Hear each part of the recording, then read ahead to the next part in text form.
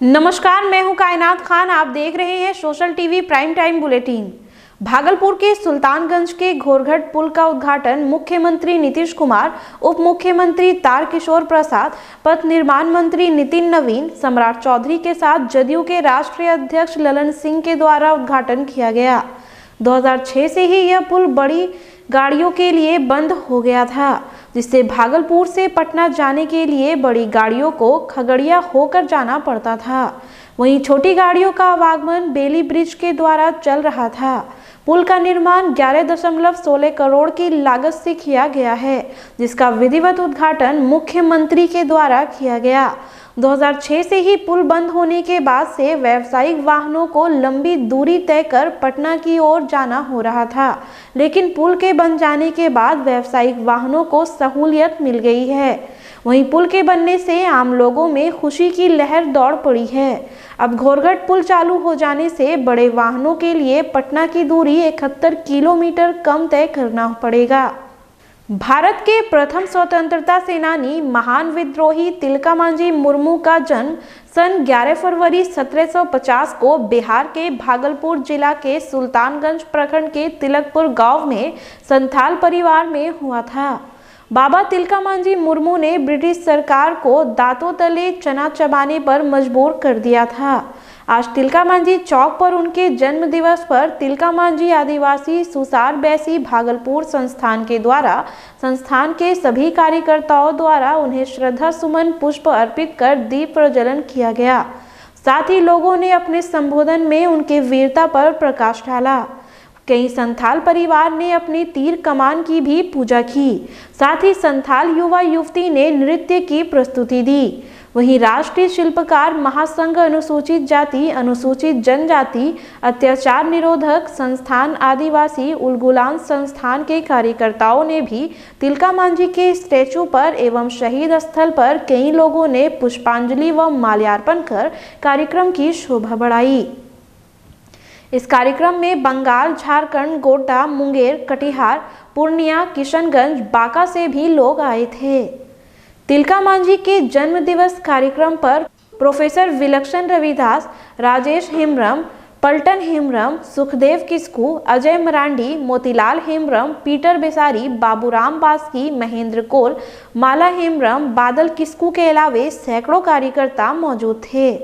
जानते हैं कि प्रथम स्वतंत्रता सेनानी शहीद तिलका मांझी का जन्म 11 जनवरी 1750 को हुआ था।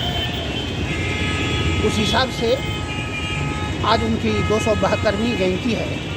13 जनवरी को तिलकपुर गांव जो है वहां पर उस समय जंगल था, वहां पर भीषण युद्ध हुआ जिसमें तिलका मांझी घायल हुए और उनको घोड़े के में टांग में बांध करके घसीटते हुए भागलपुर लाया गया और इस चौक पर उनको शहीद कर बना दिया गया, उनको फांसी दे दी गई। अक्षरों में इतिहास के स्वर्ण अक्षरों में लिखा रहेगा।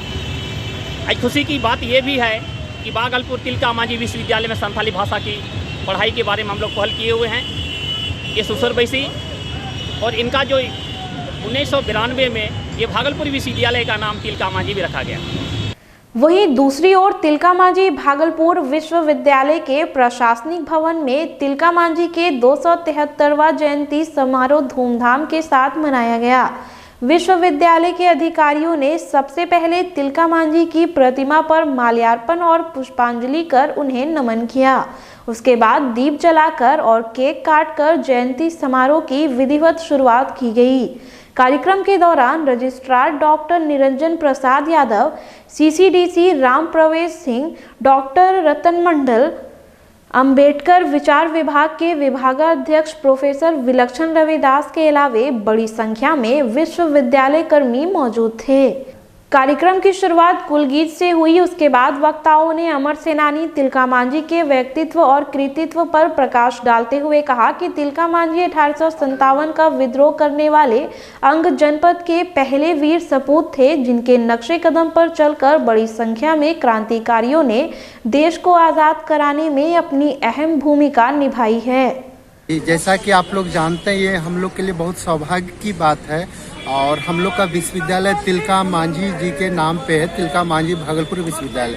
और तिलका मांझी जी का आज जन्म दिवस है 11 फरवरी 1750 में इनका जन्म हुआ था और तिलका मांझी या भागलपुर विश्वविद्यालय सौभाग्यशाली है कि इनके नाम पे है। संदेश चूँकि यह विश्वविद्यालय शहीद बाबा तिलका मांझी के नाम से है और हम उन्हें नमन करते हैं, स्मरण करते हैं कि 1857 की जो पहली विद्रोह हुई थी, उस विद्रोह का जो है नायक अंग जनपद की इस महासपूत को हम याद करते हैं, स्मरण करते हैं और उनसे प्रेरणा लेते हैं। यह आज 11 फरवरी जो उनका जन्म दिवस है, आज हर्षोल्लास के साथ उनको नमन करते हुए आज हम उनका जन्मदिन मना रहे हैं। भागलपुर भारतीय जनता पार्टी के कार्यकर्ताओं ने स्थानीय विवाह भवन में पंडित दीनदयाल उपाध्याय के पुण्यतिथि के अवसर पर उनके चित्र पर माल्यार्पण व पुष्पांजलि कर उन्हें याद किया। यह कार्यक्रम हर बूथों पर किया गया। आपको बताते चले कि भारतीय जनता पार्टी के तहत होने वाले 6 राष्ट्रीय कार्यक्रम के तहत यह भी एक मुख्य कार्यक्रम है। पंडित दीनदयाल उपाध्याय का राष्ट्रीय स्वयंसेवक संघ के चिंतक और संगठनकर्ता के अलावे भारतीय जनता पार्टी को मजबूत राजनीतिक दल बनाने में भी काफी योगदान रहा है। वह भारतीय जनसंघ के अध्यक्ष भी रहे हैं। वह राजनीति के अतिरिक्त साहित्य में भी काफी रुचि रखते थे। पंडित दीनदयाल उपाध्याय की पुण्यतिथि कार्यक्रम के अवसर पर भाजपा जिला अध्यक्ष रोहित पांडे ने मीडिया से बात करते हुए कहा कि भारतीय जनता पार्टी को मजबूत दिशा निर्देश देने में इनका योगदान है। वहीं कार्यक्रम में दर्जनों कार्यकर्ता मौजूद थे। आज पंडित दीनदयाल उपाध्याय जी का पुण्यतिथि हम लोग 11 फरवरी को मनाते हैं। यह हमारा राष्ट्रीय कार्यक्रम जो 6 राष्ट्रीय कार्यक्रम है उसमें से एक है और इसको सभी बूथ पर यह कार्यक्रम मनाते हैं। आज इस बूथ का यह कार्यक्रम यहाँ पर अभी हम लोग मनाए। इसी प्रकार पूरे जिले में अधिकांश बूथों पर यह कार्यक्रम आयोजित की जा रही है। भागलपुर वैकल्पिक विवाद समाधान लोक अदालत सुलह मध्यस्थता केंद्र जिला विधिक सेवा प्राधिकार भागलपुर के अपर जिला जज व जिला विधिक सेवा प्राधिकार के सचिव अतुलवीर सिंह ने बताया कि नालसा के द्वारा राष्ट्रीय लोक अदालत प्रतिवर्ष आयोजित किया जाता है, जिसके तहत 2022 में 4 राष्ट्रीय लोक अदालत का आयोजन किया जाना है, जिसमें पहला राष्ट्रीय लोक अदालत 12 मार्च को संपन्न होगा। इसको लेकर तैयारियां शुरू कर दी गई है। उन्होंने यह भी बताया कि आज के बैठक में सभी बैंक के अधिकारियों को बुलाकर कहा गया है कि जितने भी केस लंबित हैं उसे जल्द से जल्द राष्ट्रीय लोक अदालत में सुलह कराए। साथ ही साथ अधिवक्ताओं के साथ भी बैठक की गई। बैठक में कहा गया कि पिछले राष्ट्रीय लोक अदालत में जितने केस का सुलह हुआ है उससे ज्यादा सुलह इस आगामी 12 मार्च को होने वाले राष्ट्रीय लोक अदालत में किया जाए। राष्ट्रीय लोक अदालत अगले महीने 12 मार्च को संपन्न होगा। इसके लिए हम लोगों ने तैयारियां शुरू कर दी हैं और उसी सिलसिले में आज हमने अपने माननीय अध्यक्ष जी के निर्देशानुसार और उनके चैम्बर में सबसे पहले हम लोगों ने बैंक के जो भी हैं कर्मचारी अधिकारी उनको आज बुलाया था। उनके साथ मीटिंग की गई और उनसे कहा गया कि आप ज़्यादा से ज़्यादा संख्या में प्री लिटिगेशन के वादों पे जो आपके यहाँ हुए हैं उनकी नोटिस यहाँ पे दें और अगली नेशनल लोक अदालत जो 12 मार्च को है, पहली नेशनल लोक अदालत इस साल की, उसकी पूरी तैयारी करें जिससे ज़्यादा से ज़्यादा मामले का निस्तारण किया जा सके। भागलपुर पीरपैती प्रखंड के महेश राम मौजा अंतर्गत NH80 मुंगेर मिर्जा चौकी रोड पर जमीन मालिकों ने काम पर रोक लगा दिया है। जमीन मालिकों का कहना है कि रजिस्टर 2 में हमारे नाम से जमीन है, लेकिन विभाग के अंचल पदाधिकारी पीरपैती की लापरवाही के कारण हमारे पिता जो मृत हैं उनके नाम से पर्चा निर्गत कर दिया गया है और बिना जमीन की राशि भुगतान किए जबरन विभाग द्वारा हमारी जमीन जब्त कर रहे हैं। मौके पर मौजूद अंचलाधिकारी पीरपैती ने बताया कि ये मामला हमारे क्षेत्र का नहीं है। 4 लेन रोड में काम कराने आए रोड रीजनिंग पदाधिकारी विमल कुमार ने बताया कि किसान गलत कर रहे हैं, इन लोगों को पैसा बहुत जल्द मिलेगा। वहीं मौके पर राजेश पांडे, मुकेश पांडे, सत्यनारायण ओझा, बीजेपी नेता अशोक सम्राट, मनोज पांडे, मनीष पांडे व अन्य ग्रामीण मौजूद थे।